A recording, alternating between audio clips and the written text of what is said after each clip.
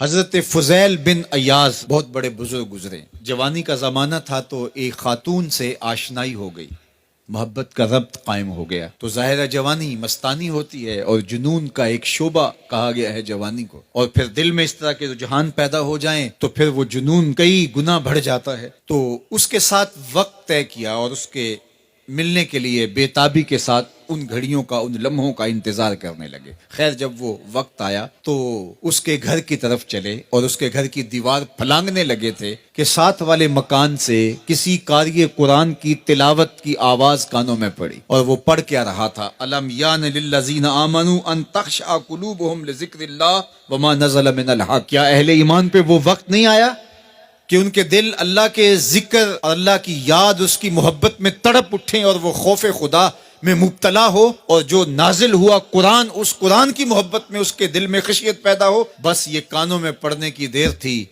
کہ دوبارہ گلی میں چھلانگ لگائی اور کہا میرے اوپر وہ وقت آ گیا ہے، اور جنگلوں کو روتے ہوئے نکلے. اور حضرت فضیل بن ایاز پھر ولیوں کے امام قرار پائے.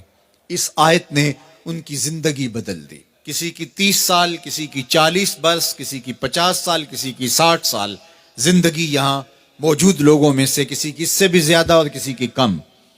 اس آیت کریمہ کو ذرا اپنے اوپر وارد کریں تو اللہ ہمیں نصیب کر دے کہ ہمارے دل تیرے خوف سے کانپ اٹھے اور تیری خشیت سے ہمارے دل لرز اٹھیں، اور قرآن کے ساتھ ہمارا ربط مضبوط اور مستحکم ہو جائے، اور ہم یہ اقرار کرتے ہوئے تیرے حضور حاضر ہو جائیں، مالک وہ وقت آ گیا ہے کہ ہمارے دل تیری یاد سے، تیری محبت سے، تیرے پیار سے مالا مال ہو گئے، اور اپنی باقی زندگی ہم تیرے پیار میں، تیری محبت میں اور تیری یاد میں بسر کریں گے.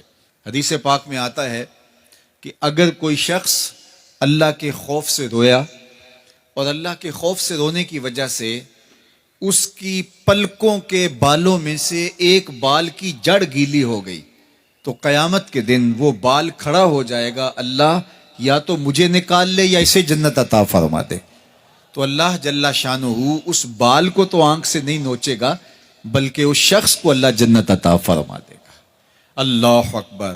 گناہگار کی آنکھ کا پانی اللہ کے غصے کی آگ کو ٹھنڈا کر دیتا ہے.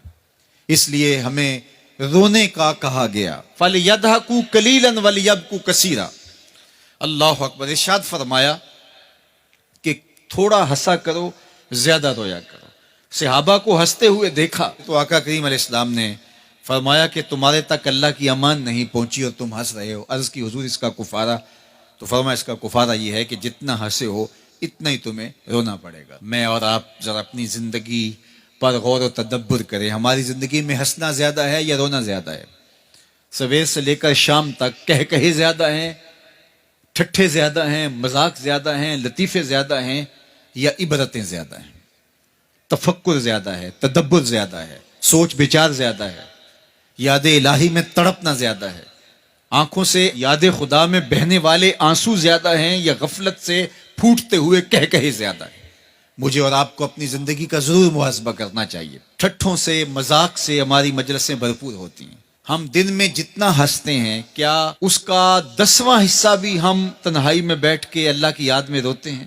اگر ایسا ہے تو مبارک ہو، اور اگر ایسا نہیں ہے تو اللہ سے آنسو مانگو، اللہ سے درد مانگو، اس کی یاد میں رونا مانگو، اس کے ذکر میں تڑپنا مانگو، اس کی محبت میں بے تابیاں مانگو، آنسو مانگو، سسکیاں مانگو.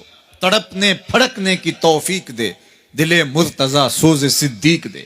اس کے حضور عرض کرو کہ مالک ہمیں تڑپ دے، ہمیں سوز و گداز دے، ہمیں کیف و سرور کی دنیا نصیب فرما دے، ہماری آنکھوں کو آنسوؤں کا جمال عطا کر دے. اور اگر ہماری آنکھوں میں آنسو نہیں ہیں، ہمارے پاس کہے ہیں، کہتے ہیں جو ہنستا ہوا گناہ کرے گا وہ روتا ہوا جہنم میں جائے گا، اور جس نے یہاں دکھ سہے، تکلیفیں سہی، آلام سہے، اس کے بدلے میں اللہ تعالیٰ اس کو وہاں راحتیں عطا فرمائے گا.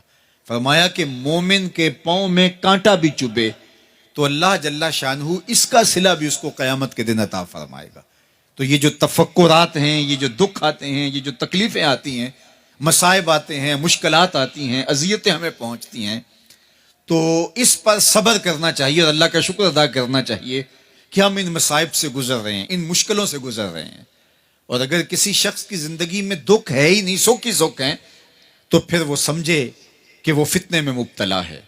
اس لیے زندگی کے اندر یہ آنے والی تکلیفیں، زندگی میں ملنے والے دکھ، اذیتیں، یہ اللہ تعالیٰ کی طرف سے ہمارے اوپر ایک انعام ہے، اور اللہ تعالیٰ جل شانہ اس کے بدلے میں ہمیں آخرت میں صلہ عطا فرمانے والا ہے. تو فرمایا رجل ذکر اللہ خالیا ففاضت عیناہ، وہ شخص جس نے تنہائی میں بیٹھ کے اللہ کا ذکر کیا، اللہ کو یاد کیا، اور پھر کیا ہوا؟ فرمایا اس کی آنکھوں سے آنسو ٹپکنے لگے. تو میرے اور آپ کے آقا و مولا نے فرمایا قیامت کے دن جب کوئی سایہ نہیں ہوگا، یاد الہی میں رونے والے کو اللہ اپنے عرش کا ٹھنڈا سایہ عطا فرما دے گا. تو یہ رونا بہت بڑی دولت ہے، یہ بہت بڑی سعادت ہے.